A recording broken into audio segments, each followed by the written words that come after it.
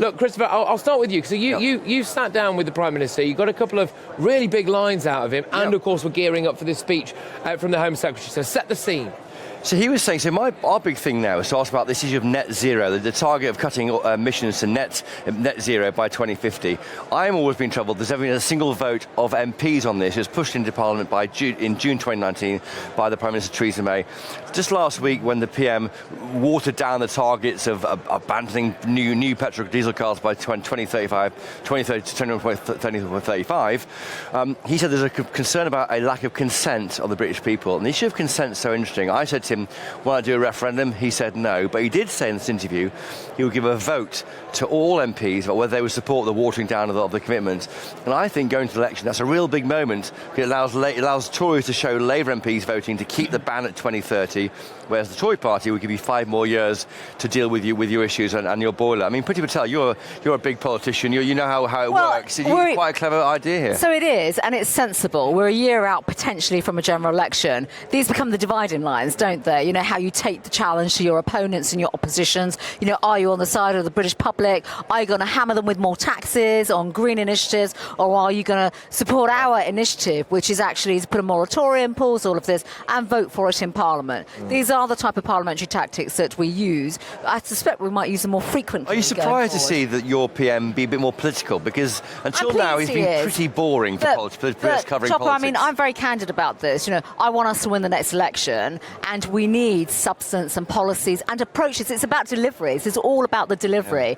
And a vote in Parliament will demonstrate we're changing the legislation. So actually we can go to the public next year in the general election and say, we are the ones that led this and voted this through Parliament. There was one question I asked him there. At the weekend, 3 of your colleagues in Cabinet said that leaving the ECHR was on the table.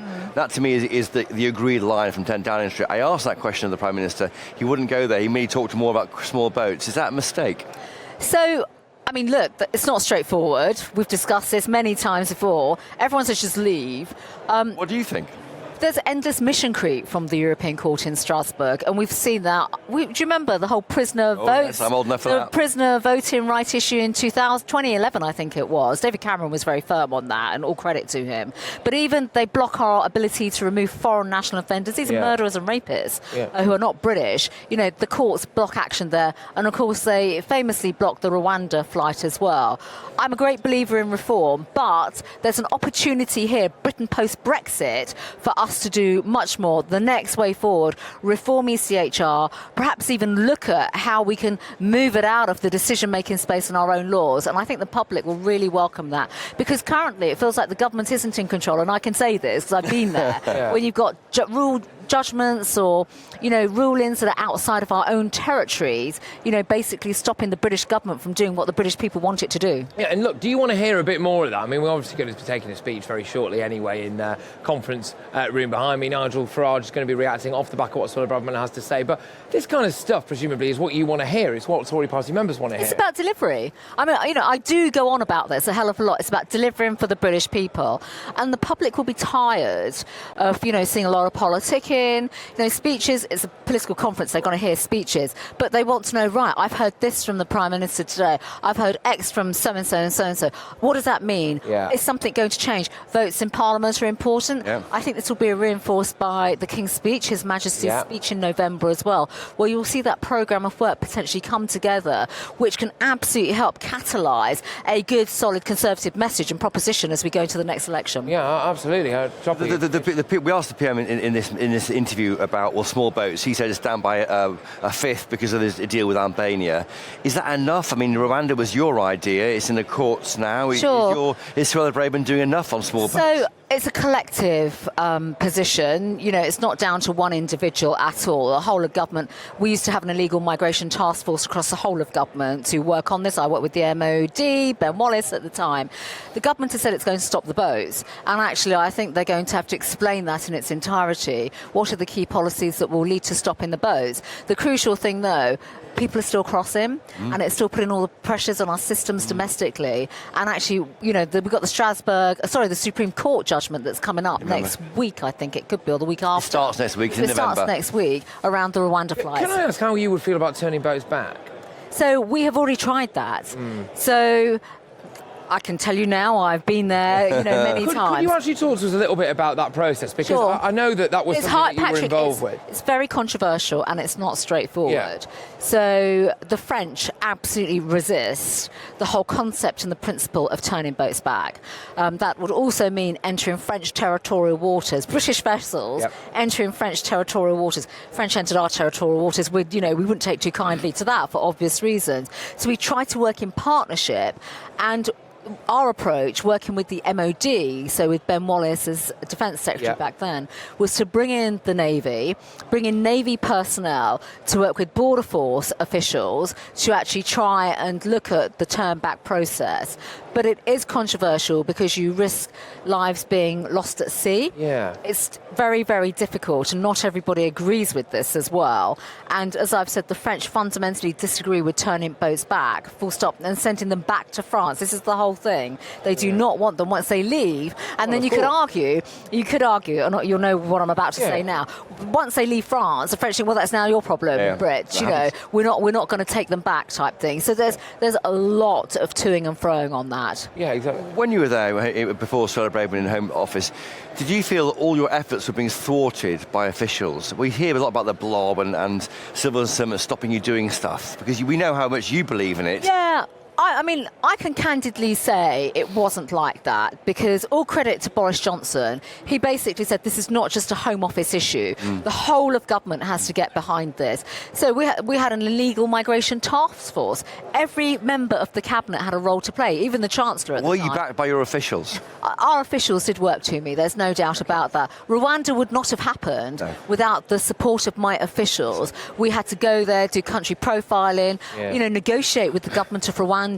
And because of my past role in DFID as well, I understood all the issues with UN conventions and things of that nature. So they supported me on that. The real challenge is around getting the flights going to Rwanda now, but actually it's still more than that. What can we practically do to either stop the boats or go upstream and actually have the interventions to stop the people smugglers? And our focus should always be going after the gangs, going after the evil people smugglers, because they're the ones that are perpetrating these crimes. Do you think there's a bit of pearl clutching going on about Rwanda? Because I've got a sneaky suspicion that if it works for us, other countries will do something very similar. So this is well documented and it's already public. Denmark were also looking to negotiate with Rwanda. At the same time, we were having discussions with Rwanda. And I think I've read that Germany more recently, and there are other countries that are looking to negotiate as well. The PM in his interview with us did say we are world leading and other countries are following this example. So it is correct. And what's interesting, I do know what's going on in Rwanda. They themselves, the governments, have actually been welcoming refugees from Afghanistan more recently, women, girls.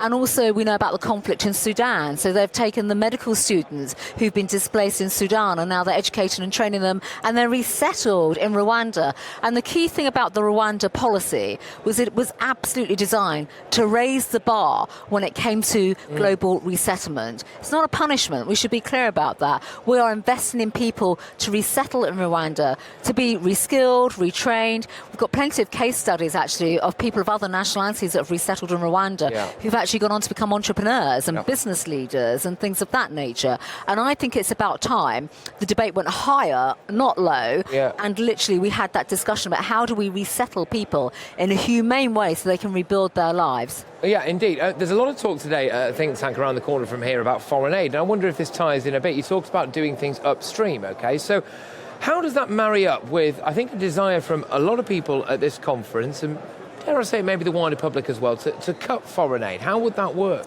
So it doesn't, to be quite candid. Look at the state of the world. We see parts of the world where there are global migration issues, climate change issues. Quite frankly, a lot of persecution is taking place, and we cannot be tone deaf to that at all.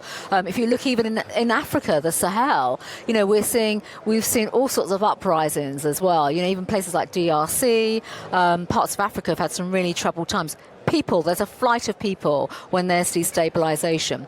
Now, with the aid budget, we fundamentally believe in investing in those countries and actually rebuilding governments and the foundations for democracy and their institutions. The thing is, though, on the upstream piece, particularly people smugglers, we know through our intelligence networks which countries are really at the forefront of, forged documents, for example. What are they? you were able to say? So they tend to be around the Middle East. Right. So there are a lot of countries. Afghanistan has recently been used as a route, as we know, for example, and that's understandable.